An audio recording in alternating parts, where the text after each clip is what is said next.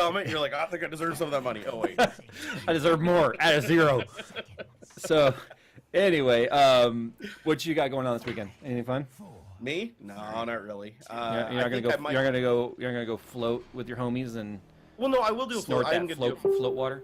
I am gonna do a float this weekend. I am. I just don't know which day yet. You I have think to I'm fart in one and tell me what happens. I will. I promise you I'll fart in one, but I'm gonna make sure I crack the shell first because it is so humid in there. You'd basically be breathing in your fart like a fart popsicle. It would suck. So I think I'm gonna have because you guys can see the room's almost put back together. Not really. I'm gonna work on it tomorrow. I'm gonna have Jesse come over and help me install the lighthouses optimally to my vaulted ceilings, so that I can get the HTC Vive up and running. Oh crap! There's more. There's another page. Okay. Sorry. All right, so let me go fast. There's 3 more. Artizap, new subscriber. I love your videos. You've actually inspired me to do my first water-cooled PC when I build a Ryzen system this summer. Oh, geez. I've inspired a Ryzen build. That's okay. I'm building one, too.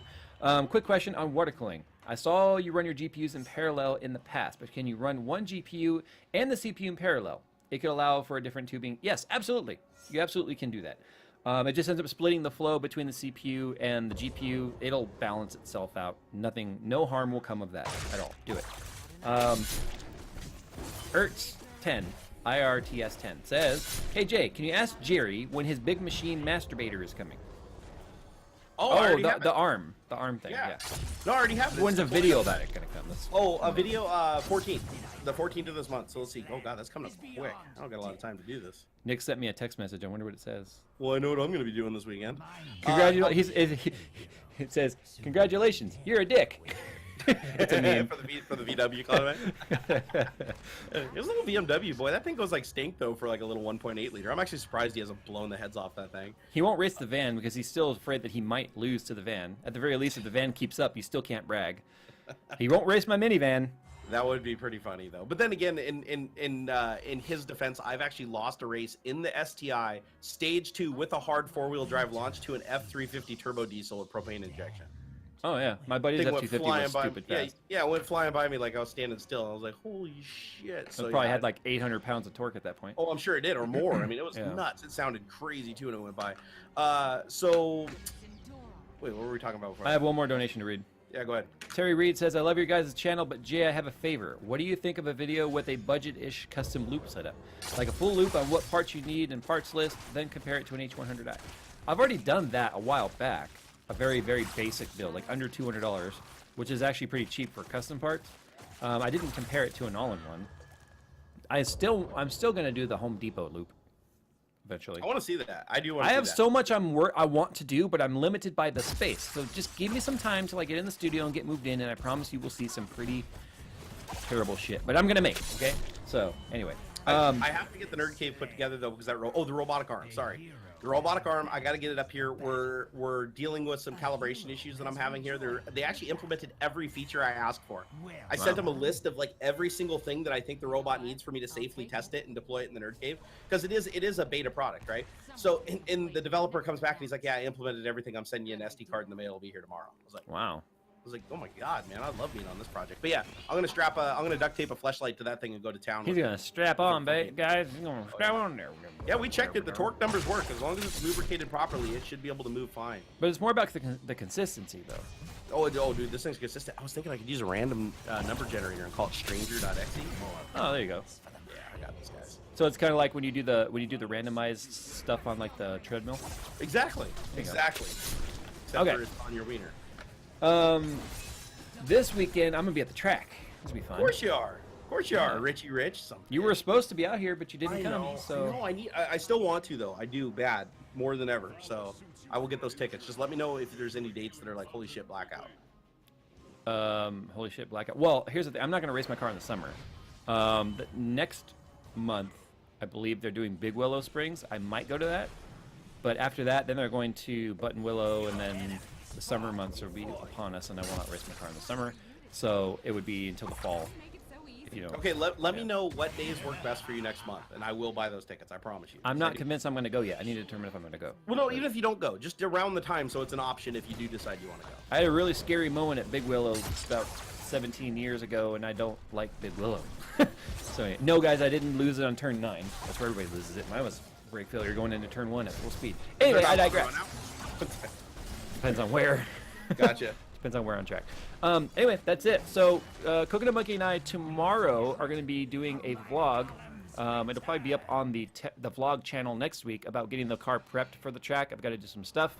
And then we'll do some vloggy stuff at the track like we always do. So with that, any last... Oh, just... oh, go ahead. I was going to ask you for some insightful words, but I might get more than I bargained for. Let's see. Go ahead. Ask me for them. All right, what are your words of wisdom to leave everyone with? My words of wisdom are... Wait, hold on. Oh, okay, give me some music. Yeah, all right. hold on. We got this. Here. All right, we got this. We got to do it proper. Not do it at all. Nope, that's not fair. There you go. Go. All right, guys. My words of wisdom for today are a kiddie pool, 1,200 pounds of Epsom salt, a garden hose, and some duct tape. And you too can be relaxed and it's being free. Is Mr. Barnes. Have a wonderful night. And make sure you kiss your kids. And if you don't have them, kiss somebody else's kids. And try not to go to jail. The mall's a good place to find kids. That's what I heard. I heard the mall in those like the little kindergartner care places that just have like a little 3-foot picket fence around somebody's house front yard that just kids are running free while the person's inside drinking wine. Anyways, I digress. You guys have a wonderful evening. You can't digress. I digress. You regress. I digress. You regress. Wait. Okay, you know what, son bitch? No, this is what we're gonna do. Hey, how's that Terry Crews build going? Can you give us an update on it real quick? How's it going? Absolutely. So I've got the graphics cards. I've got the RAM. I've got the motherboard came in yesterday. I've got the case. All the water cooling stuff is on its way. So yeah, anything else you want to know? No, I think that. I can tell you GeForce. I can tell you GeForce Garage has hopped on the team for helping me do the mods. Nice. Is it gonna have 1080 Ti's in it, dude? Is it? No, Titan X's. Is it? Oh, Titan X's. You're just Oh, it's gonna jealous. be awesome. You're I just can't jealous wait to because see you only that. have 2. Dude, I'm just jealous because that guy talks to you. Like, I'm jealous just because he talks to you. Even if you guys weren't doing any shit together, even if you rear-ended him and he talked to you, I'd be jealous. Just to exchange information. Just exchanging info. Like, if he had your insurance number and your name. If I rear-end him, well, I already have his information. But if you rear-end him, then you'll have his information too. Oh, dude, I'm putting that on the list when I come down. You're gonna find him and ram into him. Just ram into him. Give me some Terry Crews. All right, guys, I'm running that the intro, outro, whatever right now. Just go. Shut up. I'm gonna go eat some food. Eat some food. And then go fart in a float tank. Dude, diarrhea in a float tank would be terrible.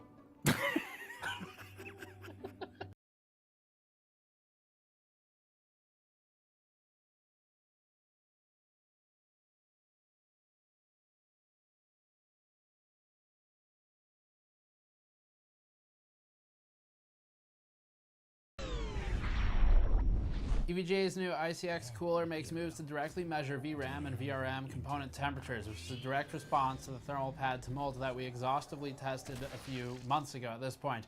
The ICX cooler theoretically addresses the fact that GPU diode temperature is no longer the most important point of thermals on a video card, and that other components run hotter due to the now lower fan speeds as a result of the GPU-governed PWM. We had some parts custom made to validate individual component temperatures of ICX and ACX coolers, since EVGA makes big claims about each individual addition to the new ICX cooling block. For example, the aluminum fins, they call the pin fins, the backplate, and the holes in the heatsink itself.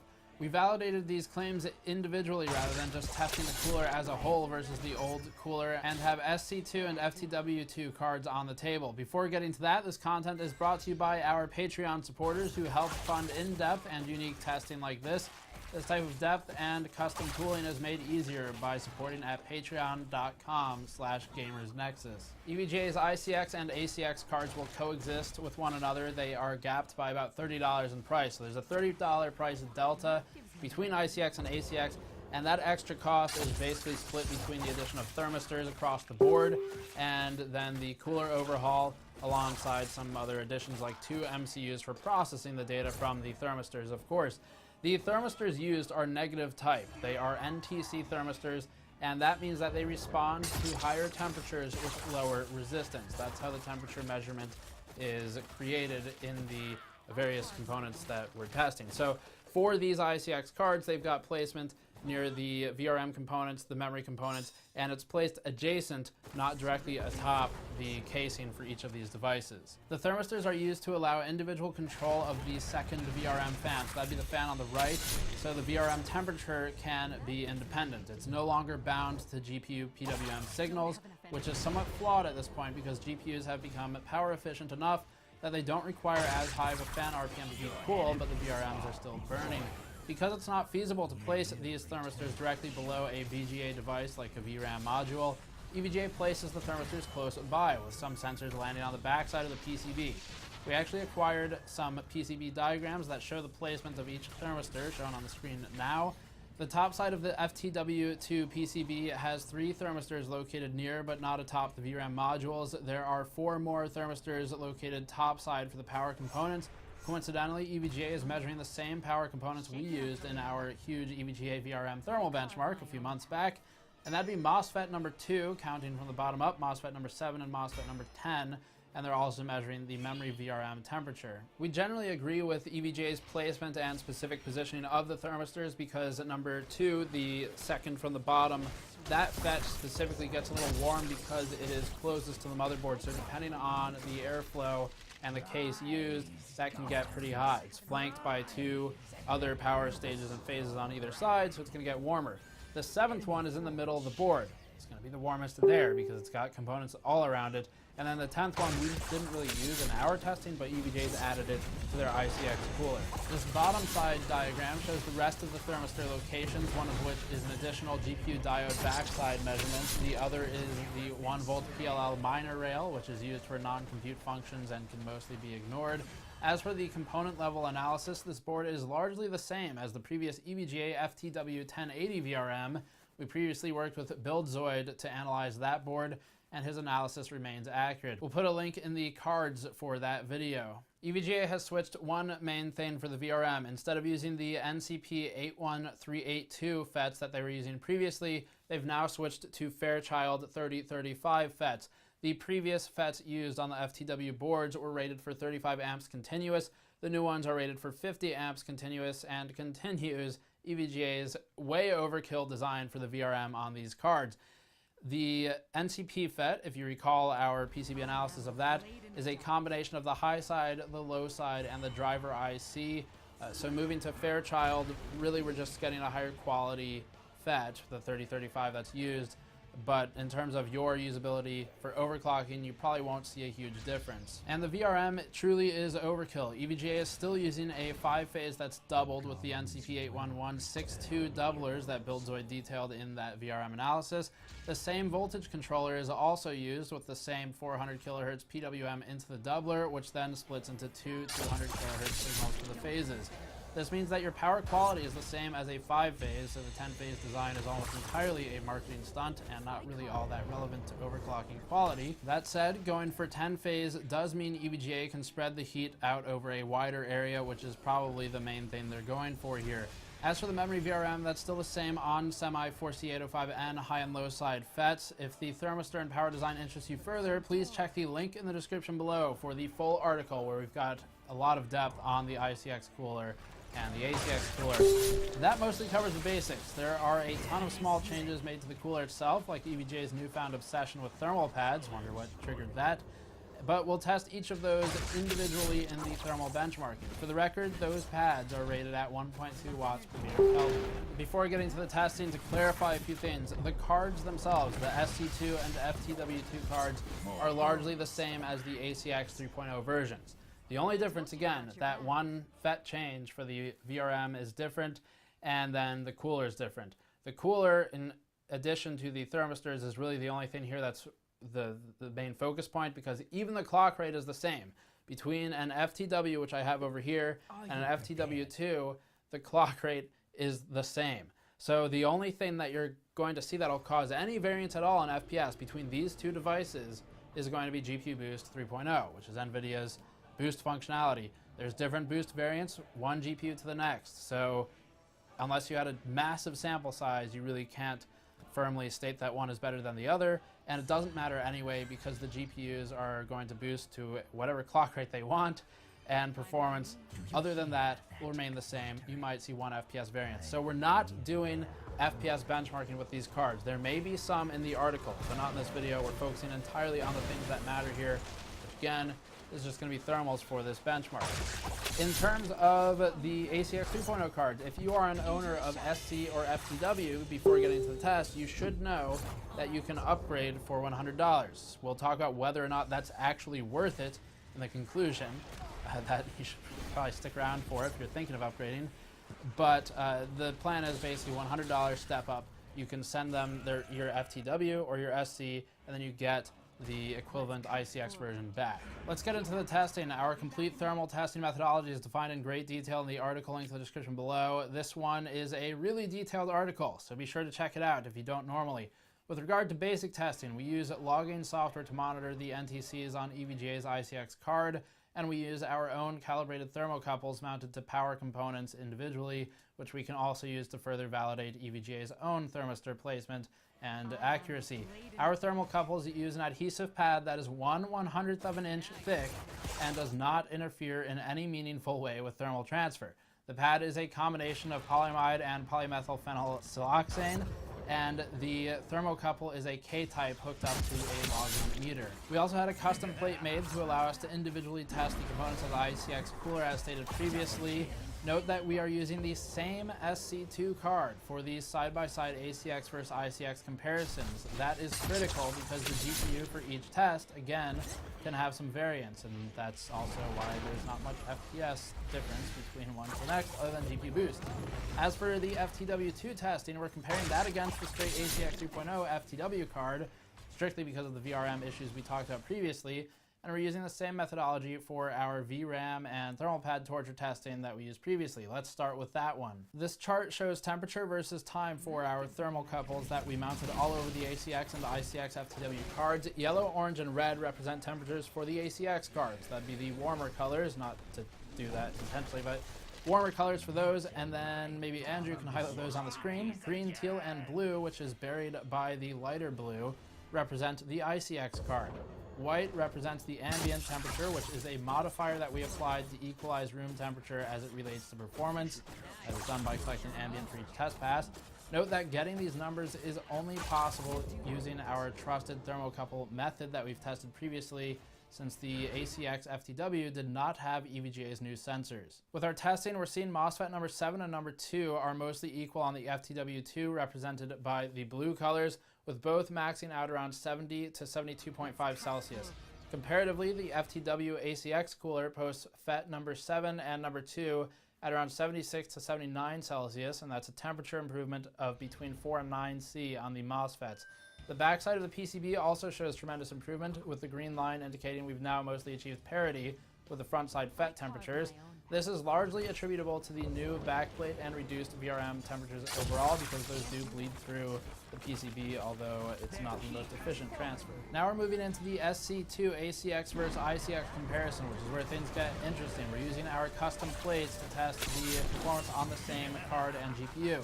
With a controlled fan speed of 1700 RPM on both fans, even the VRM fan, we're testing with combustors Furmark again to burn in power stages. We're also using EVGA's new thermistor readings. And first, we're looking at the difference of just backplates. This first test was done using the ICX cooler in its entirety with only the backplate swapped. We ran this test specifically because EVGA suggested that the new backplate had a big impact on thermals. As shown here, the temperature difference is roughly within 1 Celsius for Power 5, Power 4, Power 1, and Memory 1, and also GN's MOSFET number 2 thermocouple, and even the GPU diode. We see a much larger difference in Power 2 and Memory 3, which is more of a factor of where those thermistors are located than anything. Let's look now at how the entire cooler performs versus ACX 3.0. Adding in those numbers with the same RPM between the coolers, we see that GPU temperature is effectively identical within usual test variants, and our thermocouple on FET number 2 shows an improvement of approximately 6 Celsius versus ACX. If we highlight power, you'll see that this holds true there as well. We're seeing several degrees improvement on the second FET, no matter how it's measured. The difference between these measurements is that EVGA is using a thermistor placed adjacent to the FET, while we're using a thermocouple mounted atop the FET casing. Neither is perfect. As for other temperatures, memory temps on the left side are down inconsequentially, with performance improving drastically as we approach the inductors and capacitor banks toward the right. That'd be memory number 3, which sees an improvement of about 14 Celsius in our testing. Just to throw in a comparative chart versus other vendors, this benchmark shows all cards set to their auto settings and adjusted for the delta T value that we measured during testing.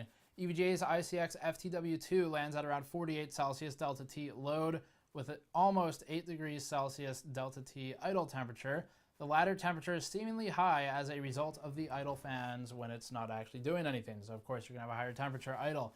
The former doesn't look impressive because EVGA has opted to allow for an acceptably warm GPU in exchange for improved noise levels while leveraging their new independently controlled VRM fan to keep power under control. This is how the ICX card is meant to be used and is why the GPU temperature is no longer the full story.